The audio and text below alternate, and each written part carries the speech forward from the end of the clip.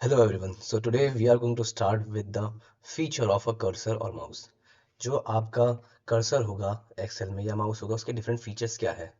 Although ये बहुत ही छोटा या फिर छोटा साउंड कर रहा है कि इस फीचर का हम करेंगे क्या, बट बिलीव मी ये बहुत ही क्रूशियल फीचर है एंड ये आपको बहुत ज़्यादा हेल्प करने वाला है हर चीज़ पे।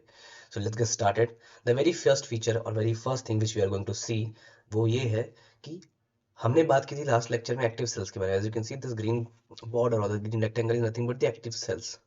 अब इस सेल के जब सेंटर में मैंने अपने कर्सर को लाया तो आपको दिख रहा है एक स्क्वायर, आपको एक क्रॉस दिख रहा है व्हाइट कलर का, करेक्ट।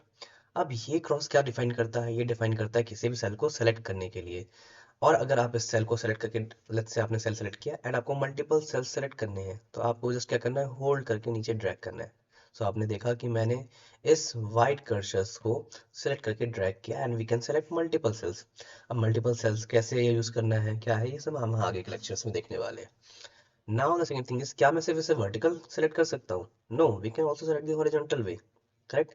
एंड जब हम इसे वर्टिकल एंड हॉरिजॉन्टल दोनों सेलेक्ट करते हैं तो हम इसे कहते हैं रेंजेस। अब ये रेंजेस क्या है, कैसे यूज होते हैं, हम आगे वाले लेक्चर में देखने वाले हैं।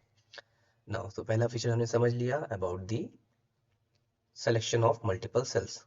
नाउ अगर आप ध्यान से देखें तो इस लास्ट सेक्शन में at the top bottom, sorry at the bottom corner, यहाँ आपको एक स्क्वायर या फिर एक स्क्वायर कलर का ग्रीन बॉक्स दिख रहा है, जिसपे ही मैं कर्सर लाने पे क्या दिख रहा है मुझे, एक ब्लैक कलर का मेरा जो कर्सर है वो ब्लैक क्रॉस हो जाता है।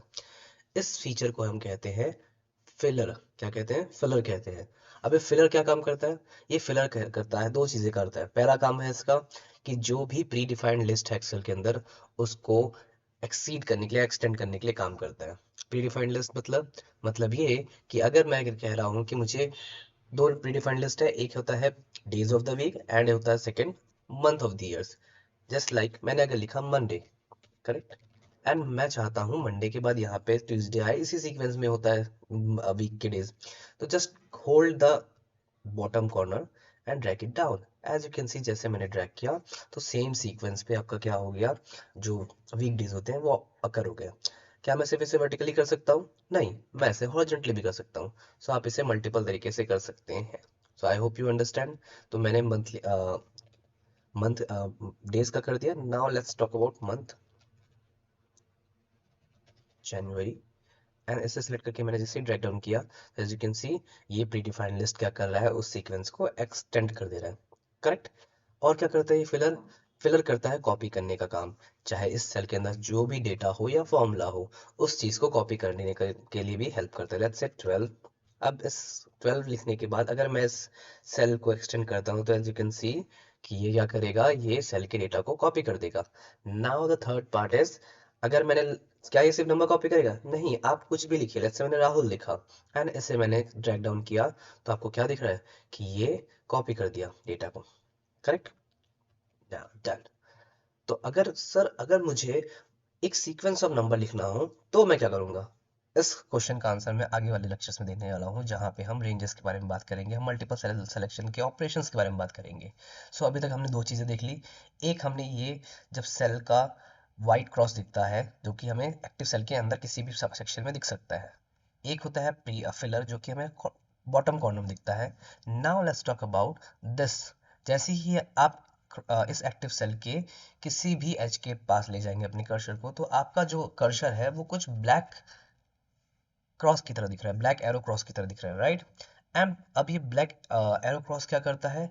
ये आपके सेल्स के डेटा को या फॉर्मूला को एक सेल से दूसरे सेल पे मूव कराने के लिए काम करता है। इसका क्या मतलब हुआ? इसका मतलब ये हुआ, लेट्स से कोई डेटा है, लेट्स से मैंने लिखा हाय। इस हाय को मुझे इस सेल पे नहीं लिखना था, मुझे यहाँ लिखना था उसे, बट गलती से मैंने लिख दिया। अब एक डेटा है तो आप दो चीजें कर सकते हैं, या तो आप वापस वहां पे लिख दें ये डेटा को, या फिर आप इसे मूव कर लें। बट मल्टीपल डेटाज हो तो आपके लिए बहुत टीडियस टास्क है ये। तो हम क्या करेंगे, हमें बस इसे अपने किसी भी एजेस के पास ले जाना है एंड होल्ड करके ड्रैग कर देना है। So as you can see मैंने इजीली अपने डेटा को मूव कर दिया just by holding this edge cursor, right. So I hope you understand this lecture. बहुत ही छोटा सा लेक्चर है, बहुत ही मजेदार है, बट ये बहुत क्रूशियल भी है। सो आगे आने वाले लेक्चर्स में हम ये देखने वाले हैं कि बैक स्टेज क्या है, और भी धीरे धीरे हम स्टेप्स में आगे बढ़ेंगे और धीरे से जीरो से लेके हम हीरो बन जाएंगे। So I hope you understand this lecture. See you soon, bye bye.